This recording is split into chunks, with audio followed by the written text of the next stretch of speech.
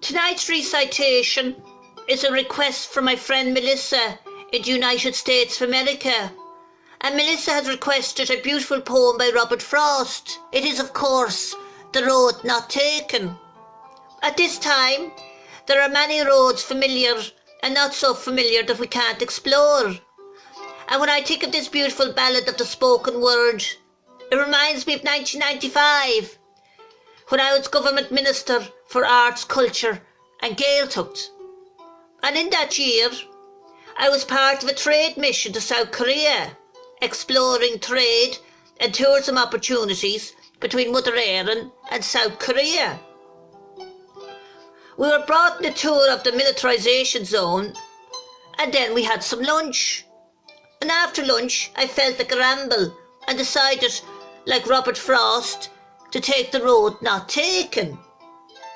After a few moments in my stroll, I was stopped by what I thought were two security personnel, and I was brought to this lavish office where a chap in a grey suit and senior in years wearing glasses was sitting, surrounded by more security personnel.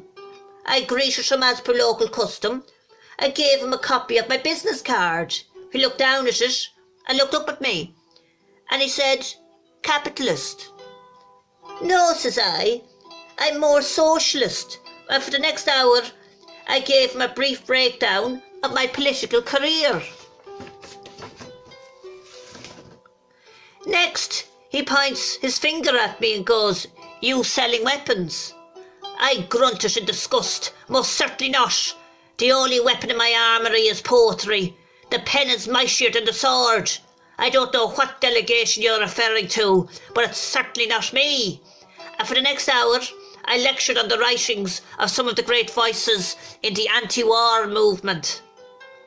Then he asks me, "Why are you in South Korea?" At this I was most insulted.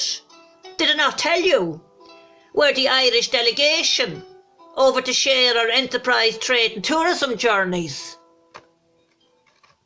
Then I asked him, has he been to Ireland? He said, "No, North Korea."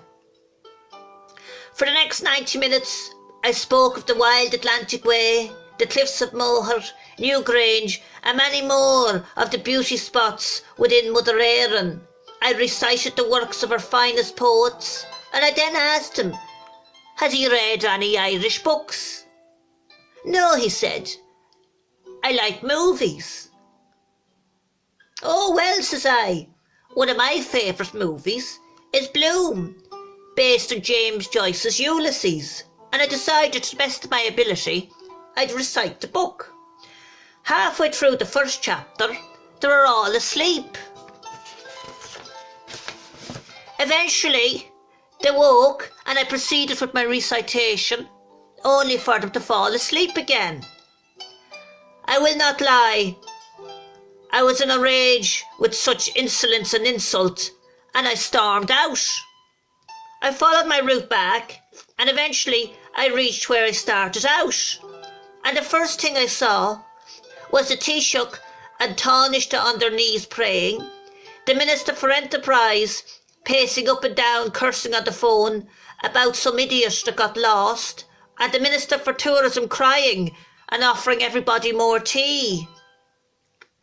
The South Korean Prime Minister identified me first and waved me over sternly, and I was met by more security personnel.